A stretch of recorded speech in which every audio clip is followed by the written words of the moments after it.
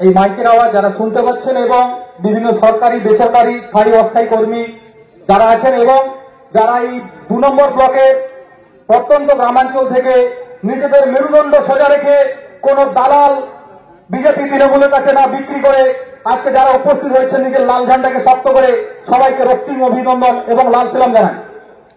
আজকে আমরা দেখেছি ছোট থেকে বড় হয়েছি, নিজেদের যতটুকু অভিজ্ঞতা অর্জন করেছি গুরুজনদের দেখে।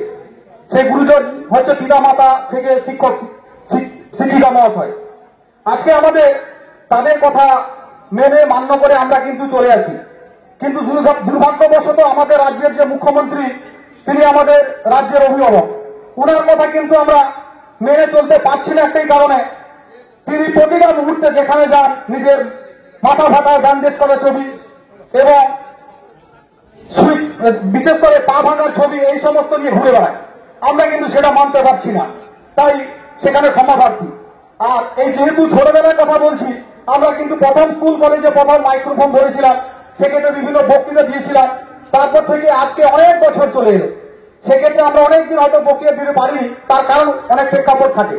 মূলত আমরা যখন বক্তৃতা দিয়েছিলাম তখনকার সমাজ ব্যবস্থা সম্পূর্ণ আলাদা ছিল, তখনকার বক্তৃতা আলাদা ছিল, খবর পড়া নিউজ পড়া সম্পূর্ণ আলাদা ছিল।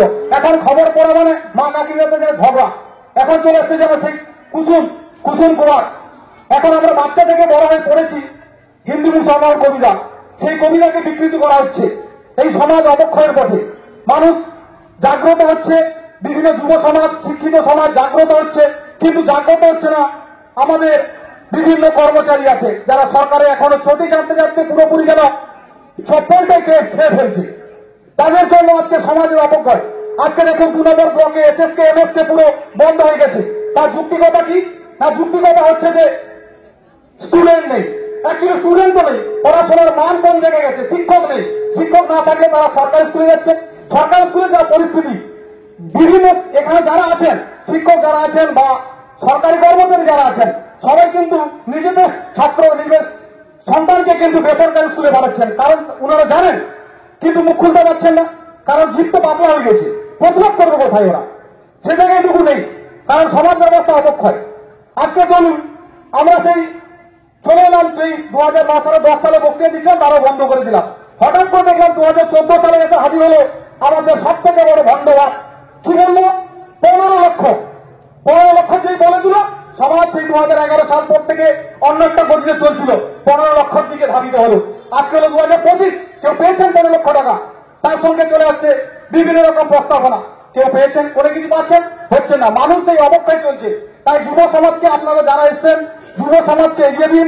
যুব সমাজ ছাত্র সমাজ রাজনীতি আসুক, রাজনীতি এলে দেখুন স্বচ্ছতার সঙ্গে বিভিন্ন ধরনের নিয়োগ চলবে। আজকে নিয়োগের কথা বলতে গিয়ে যদি বলা যায়, সল্লেকে দীর্ঘদিন ধরে শিক্ষকরা আন্দোলন করছিল যাদের নিজেদের দাবিতে যে তারা আর পরীক্ষায় বসবে না, নিজেদের চাকরিতে বহাল রাখতে হবে।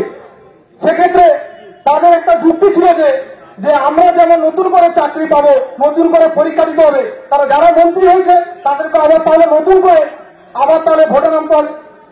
এই রাজ্যে আর কি বলবো, যে রাজ্যের মুখ্যমন্ত্রী একবার হেরে যাওয়ার পরে আবার গিয়ে নিজে থেকে ভোটে জিতে চলে আসতে পারে, তারপর যে কোনো জায়গায় গুন্ডাবাজি টাকা পয়সা ছড়িয়ে যে কোনো জায়গা থেকে আবার নতুন করে আবার ভোটে জিতে চলে আসতে হবে, তাহলে শিক্ষকদের যুক্তি থাকবে না, তাহলে সমাজকে জাগ্রত হতে হবে।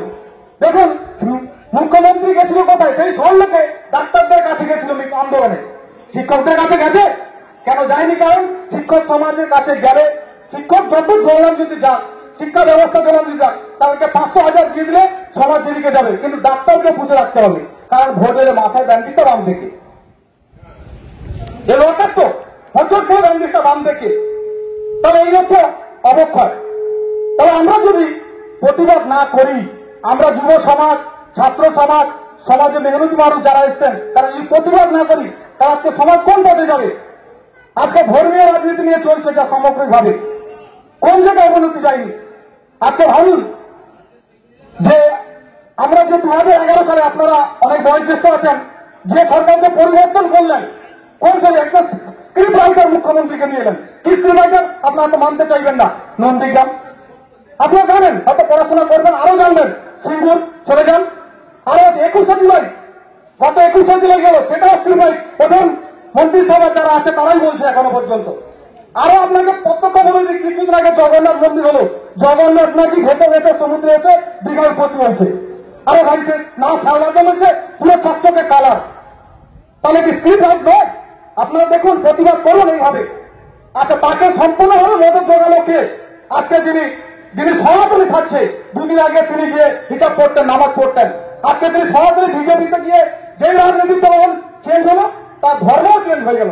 আমরা ধর্ম করি না, আমরা যে ধর্মকে রেসপেক্ট করি। রাজনীতি চেঞ্জ, ধর্ম চেঞ্জ। তিনি ছিলেন খুঁটিপুটের জগন্নাথে। আর একজন এলেন যিনি সব থেকে বড় সদ্য বিবাহিত করেছেন, তো আপনারা জানেন বিবাহ করলে পরবর্তী জীবন আলাদা হয়। তিনিও তার স্ত্রীকে নিয়ে উপস্থিত হয়ে গেলেন কোথায়? জগন্নাথ দেবের মন্দির উদ্বোধনে। স্বাভাবিক, দেখুন আপনারা কে কিভাবে ধর্মকে উজ্জীবিত করছে, কে ধর্মকে সাপোর্ট করছে। আপনাদের কাছে সবই বিজেপি তৃণমূল একই, কারণ আরএসএস এর দেবী দুর্গা তো আমাদের মমতা ব্যানার্জি। তো সেক্ষেত্রে আপনারা সজাগ হন। আর লাস্টে আমি এখন দেখুন, আমরা একটা ছোটখাটো, আমি মূলত টিউশন পড়ে বিভিন্ন জায়গায় থাকি, শিক্ষকতার কাজ করি। সেই জায়গা থেকে এখনকার সমাজ ব্যবস্থার সঙ্গে অনেকটা আগের সমাজে সম্পূর্ণ আলাদা ছিল। আমরা দেখেছি শিক্ষক মহাশয়দের আমরা পায়ে হাতে দিয়ে প্রণাম করতাম। আমাদের মুখ্যমন্ত্রী বুদ্ধদেব ভট্টাচার্য শিক্ষক মহাশয়ের পায়ে হাত দিয়ে প্রণাম করতেন। আর এখন সেই পুলিশকে লাগিয়ে শিক্ষককে লাঠি পেটা করা হচ্ছে। তার প্রতিবাদ করবে কি? সেই প্রতিবাদের জায়গা নেই। এমন মুখ্যমন্ত্রী চলে এসছেন, কিভাবে দিচ্ছেন আমাদের বলছে চপ শিল্প করো, ঘুগনি বেচো, চা বেচো, এগুলো বলছে। আর তিনি লন্ডনে গিয়ে কি করছেন? পিছু হাঁটছে, র্যান্স করছে, পিছু হাঁটছে। আরে ভাই, আমরা বাচ্চারা যখন ক্রিকেট খেলতাম, এখন ক্রিকেট খেলি। আমরা যখন ক্যাচ করতে যেতাম তখন পিছু হাঁটে ক্যাচ করতাম। তিনি হাস্য করছেন। তিনি মুখ্যমন্ত্রী পেয়েছি, গর্ববোধ করবো আমার অতীতে যারা মুখ্যমন্ত্রী হয়েছিল। আমরা তাদেরকে দেখি পথ প্রদর্শক হয়েছিলাম। এখন সমাজ ব্যবস্থা সম্পূর্ণ বদলে গেছে। আজকে যারা বিভিন্ন বড় বড় পদে আছেন, ওনাদেরকে বিভিন্নকে আয়নার সামনে দাঁড়িয়ে দেখুন নিজেরা কতটা লজ্জাবোধ করবে, কিন্তু ওনার মুখ খুলতে পারছেন না, তো পারবে না, কারণ নিজেদের বিভিন্ন ব্যবস্থাপনা থাকে। তো আমি যদি সামগ্রিকভাবে একটা কবিতা বলবো, যদি এই সমাজ ব্যবস্থার সঙ্গে ব্যাপারটা হচ্ছে, সুকুমার রায় লেখা ছিল সৎপাত্র বলে একটা কবিতা ছিল। যদি এই সমাজ ব্যবস্থা সেই কবিতা হতো, তাহলে এটা যে কোনো কবিতা লেখা হতো নিশ্চয় তার প্রেক্ষাপটের উপর ভিত্তিতে হয়। তো প্রেক্ষাপট হচ্ছে একজন মহিলা, তিনি গ্রামে বেরিয়েছেন, গ্রামে শুনলেন বিভিন্ন ধরনের এদের ছেলে পাত্র আছে। সেই প্রেক্ষাপটে তিনি বলছেন, এসে শুনতে পেলাম তারা বেরিয়ে তোমার নাকি মেয়ের বিয়ে।